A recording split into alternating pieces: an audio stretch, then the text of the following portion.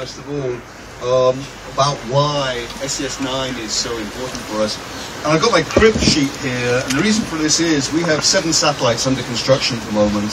Some of them very large, and I'm getting older, and I just cannot remember the specifics of each one, so I've got my little cheat sheet here.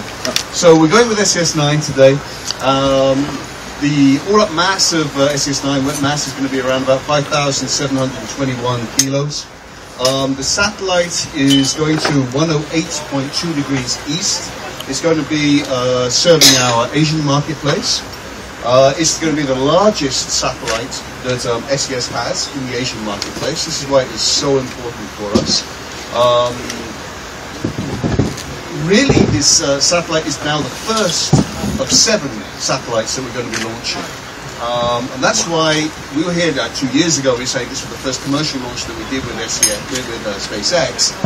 Now we're here again. It's a new phase of SES. It's a new phase also with SpaceX. We're excited about that, and we're going to move forward over the next couple of years. And just to give you a feel for that, we will also be launching 2 more satellites, SES-10 and SES-11, both with SpaceX this year. So that's 3 launches with SpaceX this year. So I think it's good for us, it's good for SpaceX, and it's also good for the state of Florida as well. So we want to try and bring you some business as well. And it doesn't end there. It doesn't end there, because the following year we'll be back and we have more launches also with SpaceX. We have 2 more launches with SpaceX, with SES-14 and SES-16. So we have a really significant relationship with SpaceX. And I'm going to talk to you a little bit about how that relationship has developed and how well we've worked together with SpaceX. Just going back to SES-9 for a moment, this satellite is, as I said, it's going to be for Asia, Southeast Asia.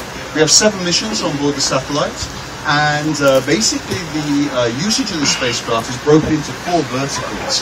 We have video, so we're going to be developing the video marketplace there. We reckon that we'll be extending our usage by around about 22 million homes in Indonesia and in the Philippines, developing the high-definition marketplace there. We'll also be putting in support for enterprise-type data services, so conventional VSATs, etc. We also have a mobility package on board. Predominantly, this is for maritime services, so we have an Indian Ocean beam, which will be used for the shipping in that area, but also we'll be looking at aero mobility for the regional marketplaces in Asia. And finally, institutional marketplace, government-type services as well. All of these will be supported by SES-9. So this is really a very, very big deal for us. It will be co-located at 108.2. It will be co-located with SES-7, and it will be basically taking over service from NSS-11 as we start to move services across onto the new satellite, which will give us better coverage, higher power, etc., etc. Now, going back to the mission just for a moment here, and this is really where I'd like to sort of emphasize the relationship that SES has with SpaceX. We sat with SpaceX and said, guys, how can you improve our mission profile? How can you get us to orbit a little bit quicker?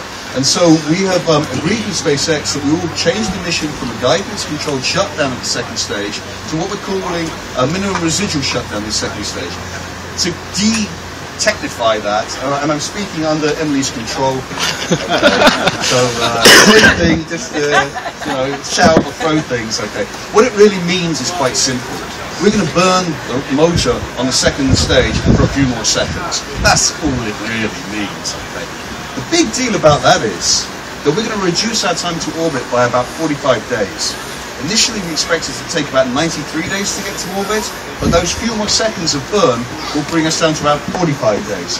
So that being said, we should be in operational service towards the end of May or right at the very beginning of June. So that is a big deal for us. It's a very big deal for our customers as well. They're very excited. They want to get on with this. They want to get the services up and running. They've been waiting a little bit of time for this. But, the most important thing for us, the most important thing for the space industry, for SpaceX as well, is the reliability of the vehicle. That's really all that matters. I know we're a little bit late. Okay, fine. We can live with that. We move on. What's most important is that we get the perfect mission. And that's really the basis that we have this relationship on. So we'd like to thank you guys for helping us on that. And we really appreciate the efforts. So we're out on the pad. The rocket is actually horizontal at the moment. It was vertical when I left. It's horizontal again at the moment. We're looking for launch, as you know, tomorrow around about 20 to 7. in the evening. And at the moment, the only thing that's holding us back is the weather. We don't know what the weather's going to be like. We have a 60% chance at the moment of launching, predominantly due to clouds, maybe thunderstorms, and also for ground level winds as well. So that's what we're hoping that we're going to be good. Say 60% chance. Thursday looks better. We have 80% chance on Thursday. So with that said, you know, we're here. We're excited. It's the beginning of a new phase. For SES, as I said, 7 satellites under construction. That's an investment for us of around about $1.7, $1.8 billion. So it's a big deal. It's a really big deal. So this is really the start of the next phase of SES's development. And we're just very excited about this. We want to get this movement going. We want to get the next phase moving on, get this launch out of the way. Let's be successful and go forward from there. Emily, any words you want to add to that? With that, I mean, I can go into all sorts of technical details. I don't know how much you really want to know, but I'm here for a Q&A and happy to try and answer any questions that you may have. The SES going forward in this phase, do you expect the longevity of this satellite as it is produced now to stay basically within the parameters it has been developed at this point? Or do you see it changing going forward as you launch future satellites? It's a very, very good question. And Martin, so can you repeat the question? Because not everybody's... The question, and let me see if I can paraphrase it correctly. The question is, as we go forward with the design of our spacecraft and whatever, do we see the longevity of the satellite being as it's designed for today, so 15, 16, 18 type years, or is that what we'll be looking for the future? Is that correct? It would be, sir, yes. Okay, so the answer is a very interesting one. We can build satellites that will last in orbit 23, 24 years. But think of this. When we design a satellite, first of all, we look towards what the business is going to be. It's all business driven. So we look at the business and we do an analysis on that. It takes us about 6 to 8 months. We then find a vendor to build the satellite. The satellite takes around about 3.5 years to build. Then we have the launch to go through. So from concept, 4 years in, we haven't even launched a satellite yet. The satellite is then designed ostensibly for around about 15 years. So you're looking at a 19-year span here. Now, let's all look back 19 years and where we were. You know, you think, well, hang on, is this going to be meaningful in times to come? So my answer is, and this is where I'm going out a bit on a track here, and it's something more on the innovation side that we're looking at here, is that we believe that our satellites have to be more flexible. We believe they have to have more flexibility on board and more adaptable on board to the demands that will come that we don't even know today, we don't even see today. My view is, it's a personal view, I think the cycle time of the satellites will go down to around about 7 years. And how we will do that is something which we're working on right now. How we will be able to modify our satellites when they're in orbit to have the capability to augment the payloads is something that we're working on right now. So we will launch satellites with the capability to have an interface, an accessible interface, where you can join another payload whilst it's in orbit to give it additional capabilities to basically keep it meaningful in the fast-moving data world. So yeah, it's actually becoming asymptotic. The longevity of the satellite is not the driving factor anymore. It's difficult from a business point of view to say, I'm going to do this over 7 years rather than 20 years, you know, because of the, basically the, depreciation of the spacecraft. But we believe that the cycle time and the reaction time has to come down. We have to make that thing far more meaningful. We have to keep it really accessible for the type of data services that we see. They're moving so quickly now. As we look towards 4G, 5G, etc. Terabit satellites are there. They'll be there in 2 to 3 years' time. We're going to need to be there too. So I think you're going to see satellites being cycled much faster. Thank you, sir. Sure. Today, you gave us a big number for the value of all 7 of these satellites. I was wondering if you have a number for SES-9 specifically, or are they all about the same? No. Also, is this your first electric propulsion vehicle, and how does that sort of change the dynamic? Okay, so the question is basically what's the price of SES-9? And how does the electrical propulsion element, is this our first electrical propulsion satellite? And how does that change the dynamics of our business case? Is that essentially the question? Okay, first of all, I can't tell you the price of SES-9. That's obviously information which we don't give out. It's expensive satellite. It's expensive. From an EP point of view, from an electrical propulsion point of view, keep in mind that SES-9 is not an electric-only propulsion satellite. It's a hybrid satellite. We're also carrying, should we say, conventional propellant on board as well, which will shorten our time to orbit. And that's really, we're carrying around about 2.6 tons of fuel on board as well. So it's quite significant. The EP element, the electrical propulsion element, is only for the circularization of the orbit and the subsequent on-orbit devastation keeping. But it'll still give us a lifetime in excess of 20 years. Launch profile adjustment, the longer second stage burn save you chemical prop, to get to your orbit, or no impact Okay. on the lifespan? It's a good question. So the question was, does this modification to the mission profile give us more chemical propulsion usage, basically, for later in the program? That's another, it's a little bit more complex than that. The chemical propellant that we have on board is only used for orbit raising. It's not used for on-station. So what we're trying to do is optimize the injection of the orbit that we use all of the propellants by the time we actually get to the final altitude. So that's the game that we're trying to work at the moment. And so that's a balancing game. With the discussion that we had with SpaceX, we hope to raise the orbit from the contractual number of around about 26,000 kilometers. We're trying to raise it to around about 39,000 kilometers. So we're going slightly supersynchronous, which means we're slightly above our final altitude, our final required altitude. And this will allow us to be able to reduce the amount of propellant, both electrical, xenon, and also biprop, that we actually use for the final orbit assignation.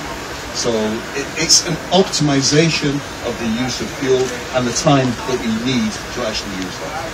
That's really what we're looking for. And I said that ends up at around about 45 days improvement. Big deal. Harry.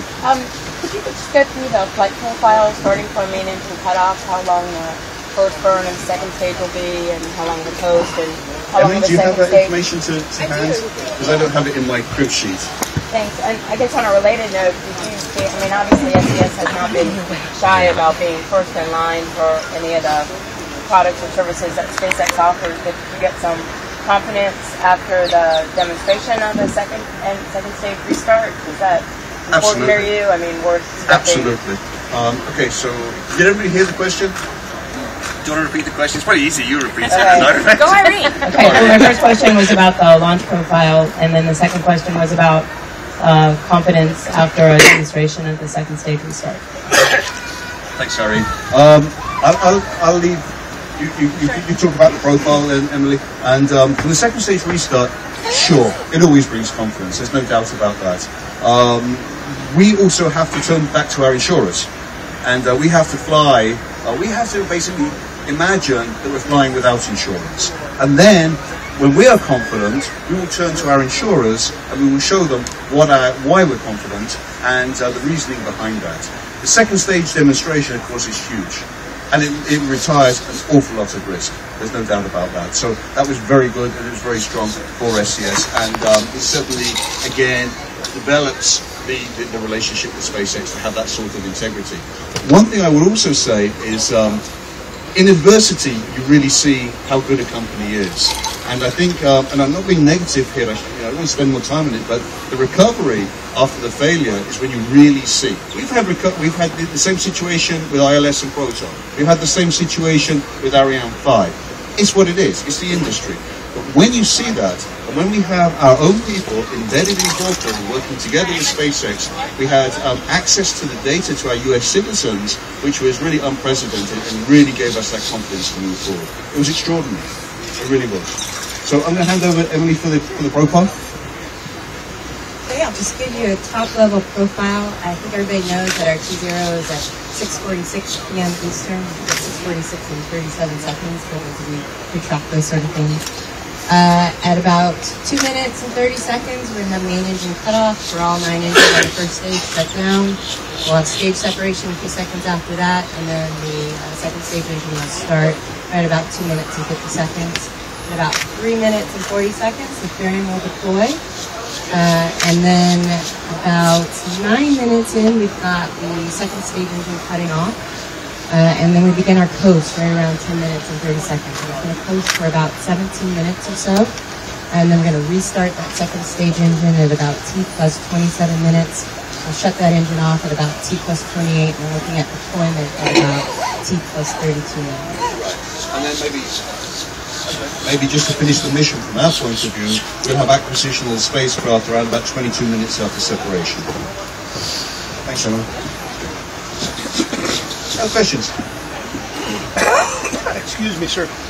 Looking again from quite a hypothetical standpoint, the progression of the future of space, looking at the Dragon 2 capsule, with its capability of docking at the space station, etc., do you see a time and place where this type of satellite being launched could actually be in a situation like the International Space Station, where a satellite working in place, orbiting in space, could have additions or subtractions to what its capabilities are? Okay, let me try and paraphrase that one. It's basically, if I make it really short, satellites that we have in orbit today, will we have the capability in the future to be able to modify them whilst they're on orbit, to augment their capabilities, etc.? I think the linkage with Dragon is incorrect, and it's really from an altitude point of view. Dragon's flying much, much lower. We're flying at around about 36,000 kilometers for GEO, okay? Around 8,000 kilometers for our MEO satellites. So it's a big, big difference. So the concept basically of our parking in LEO is really not something which is in line with what we're trying to do.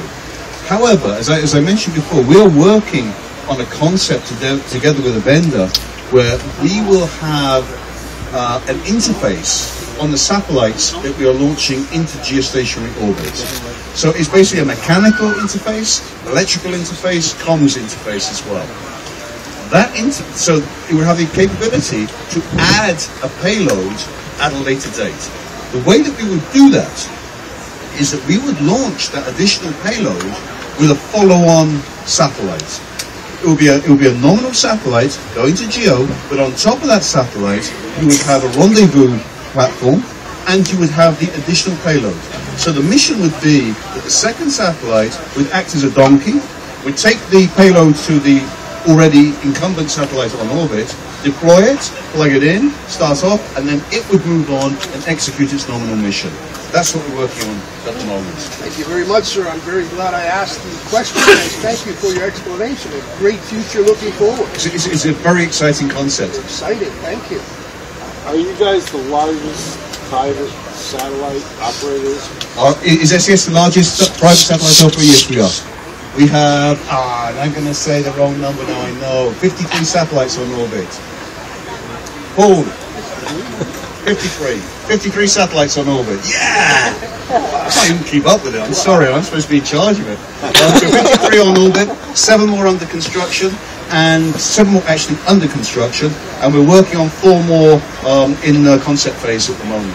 So hugely exciting, and an awful lot of business coming down the pipe here. And which companies build these satellites? Okay, so the manufacturers of the satellites at the moment, we actually deliberately spread it around. So this satellite that we have today is built by Boeing.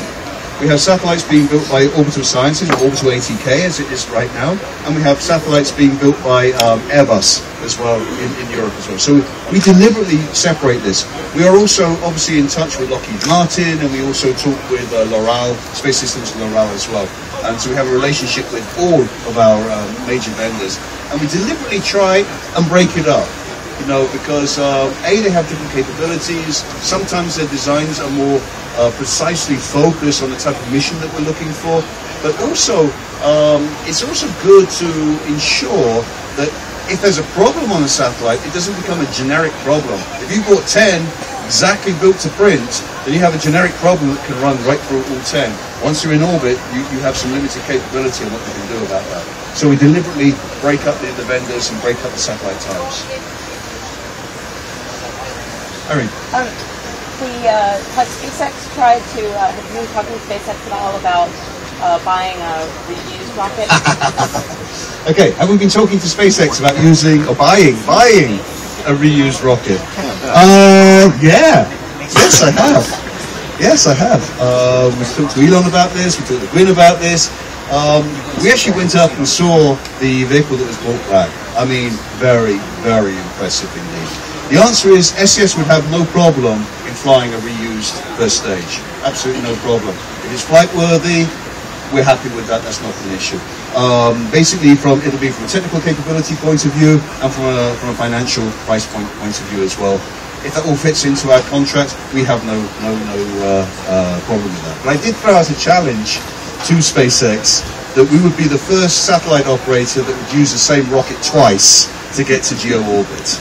And we did discuss that with our investors, and they really liked that, and that's something which I would really like to do. So there's a challenge for you. Let's bring it back, put another satellite on it, we'll use it again. Any ballpark figure of what you think, how much of a reduction in launch cost would be? Oh yeah, I can give you a number.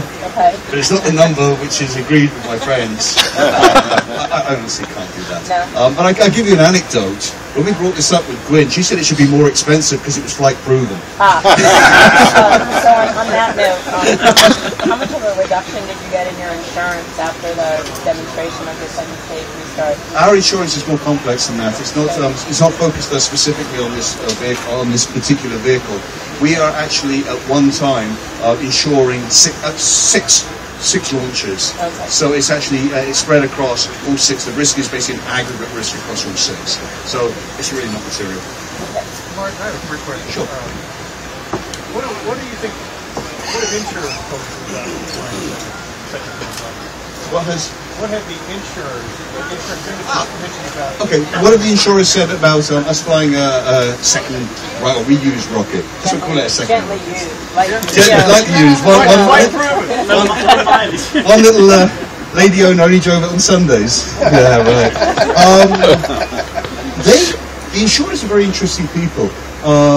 They look to us. They look to SES and they say, guys, do you believe in this or not? And they really look you in the eyes. And we have to have a belief.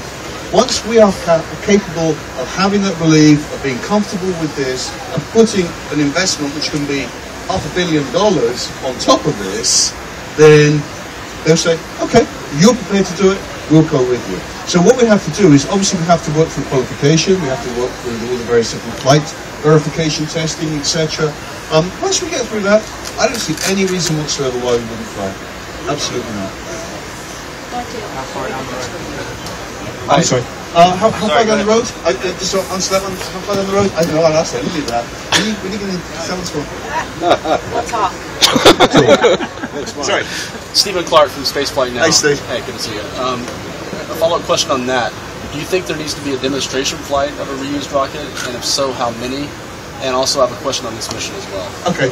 Steve, so how many demonstration flights in the reusable first stage? Well, actually, I would say we don't need any. I don't think we need any. I mean, we've had the proof that we can fly the thing back and land it. I think the analysis of the status of that vehicle, what, if any, rectification work is necessary to bring that back to being fully flight worthy, that's something we need to understand. And that's obviously something which SpaceX is working hard on right now. But if we can get through that, we can get through the verification testing and such like, will there be another couple of tests? I believe they'll come back. But then I think we'd be quite happy to fly. I don't think that's not a showstopper. Your follow-up question? Yeah, on this mission, if you clear up the role of the chemical and the electric propulsion, so you mentioned the chemical is only for orbit raising. Does it get you directly to GEO, and the electric propulsion is for fine-tuning, or is the electric propulsion doing some of the orbit raising? Correct. Okay, Steve. So basically, it's the usage of the hybrids propellant system when we're using the chemical system, and how much we're using the electrical system, and what's used. Now, the majority of the heavy lifting, if you like, is being done by the chemical propulsion.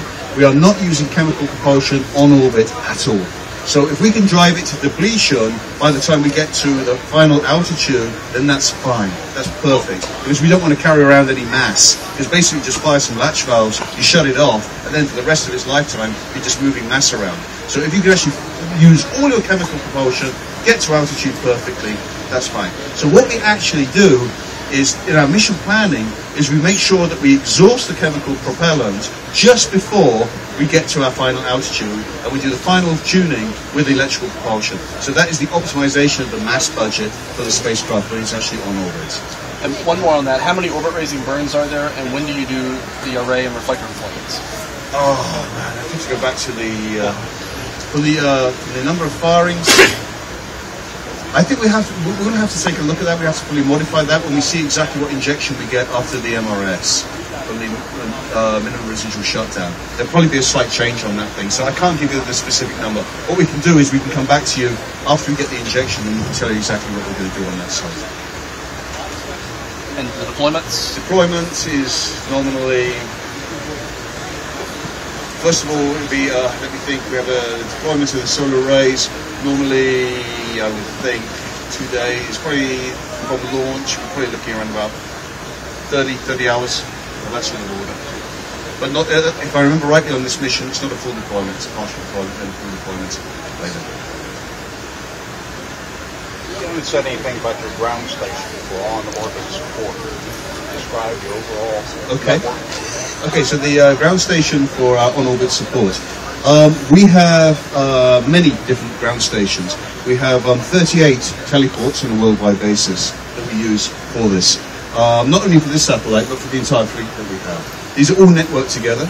All of the satellite control facility is concentrated both in Luxembourg, where our headquarters are, and also in Princeton, in the United States. So we have 2 satellite operation centers there. They are entirely redundant. If one fails, the other one can take over the control of the entire fleet.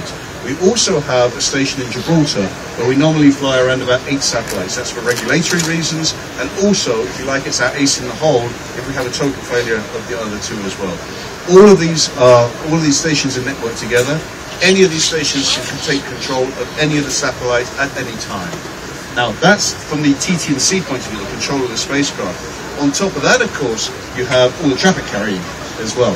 Now, obviously, a lot of the traffic is being sourced from VSAT networks, for example, from broadcasters, from their own facilities, etc. So it's kind of a combination. We don't nominally support all of the traffic which is being transmitted on the spacecraft.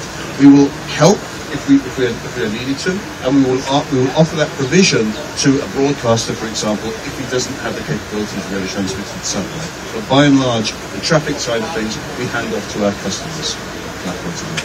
Yeah. Go ahead. I had a question for Emily. I did too. Oh no! There you go. Well, it's related to the. I'm sure we all have the same question, so maybe you can take this, even though you could say you wanted to do this about SES, which is the energy of the first stage and how that compares with the rocket, say, that you flew in December, and why you were able to get back to land on that versus the speed that was being used for the SES-9 launch. So just to give us some comparison about why this is an ocean landing and a dicey one at that versus the land landing in December. Yeah, just for your background information, I have kind of one point of comparison. So for both missions, the stages are separated about 100 kilometers. For ORBCOMM, I think the first stage was moving away from the launch pad at about 5,000 kilometers per hour at separation. For SES-9, it will be 8,000 to 9,000 kilometers per hour. So it gives you a sense of the higher pressures or heats that the stage will burn and why G2 missions are harder. And where is the drone ship going to be? It's going to be about 400 miles offshore, and it's our, of course, I Still Love You drone ship. Off of the... I'm not sure exactly where offshore. Where is it leaving from? I left out of the port. From right over there. That's right. Yeah, it's about 400 miles out. Thanks. This is just for you too. It's the same question I already asked, but is it the weight of a satellite going to G? What is it that's changing? Is the weight in but you're not burning any longer on the first stage, right? And it's not lost any percentage.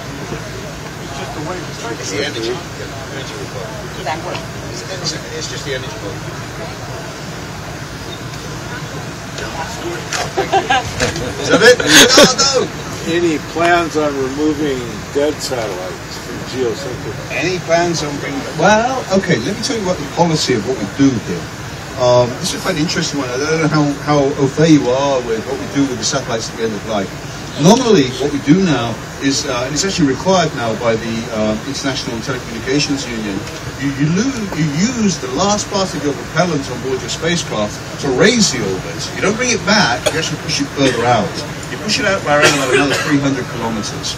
And then you passivate it. If you remember some time ago, there was a very old satellite where one of the fuel tanks ruptured and caused a lot of debris. So what we actually do is when we get to the 300 kilometer mark, we vent all the tanks, we switch off all of the batteries and shut the thing down. So it's actually dead mass. And it's in an orbit which will oscillate backwards and forwards between mass concentrations for around about 100,000 years. But it's not a dangerous, it's a totally inert object. There's no active component left operating on board. But we have no capability to bring the spacecraft back from geo. We don't have the energy to be able to do that. But just to give you an idea of what's going on up there, you probably know that we also have a medium Earth orbit system called O3b, which operates around about 8,000 kilometers. There was we also work very closely together with JSPOT, formerly known as NORAD, and they tell us if there are going to be any close encounters. And we had a close encounter with an Ariane 1 upper stage, and that was launched back in the 1970s. And it came a few kilometers past us. We knew where it was, there was no danger in it whatsoever, but there's a lot of stuff up there still.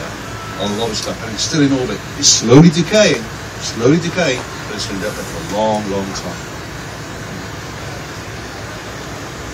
When do you expect to deliver SES-9 and 11 to the They're both being built by Airbus. They're coming out of Toulouse, and in principle, and I'm looking to Emily now, who gets her manifest cracking, we will be shipping those spacecraft in here in September and then October. September, October. Normally a month before. So we do all the prep on that side, whatever. So, that's super good. Yeah.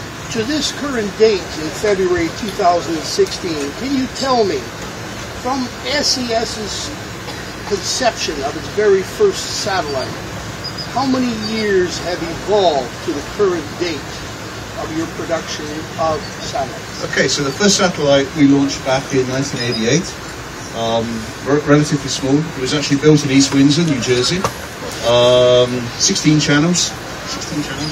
Paid us a bucket from the cash. Very good satellite, very good, Astro 1A. So 1988. So that was. So we started to build that in 1985, 1986. Okay. So that's really the longevity from the SES's point of view. So up until this satellite, where the construction started around about 4 years ago. So back in 2012, of that sort of thing. And we've gone, as you can see, from 16 channels basically. Running at around about 50 dBW to today's satellite which will be launched, which has the equivalent number of 81 transponders on board, from 16 to 81. So 5 times the capability, 5 times the capacity. That gives you an idea over 20, 30 years. Just under 30 years. You've done a lot of things to benefit mankind. Well, I don't know, some of the television was pretty bad. I wouldn't go that far. It's a lovely thought, and I'll stick with it. I'll take it, but the truth might be a little grayer. Guys, are we okay?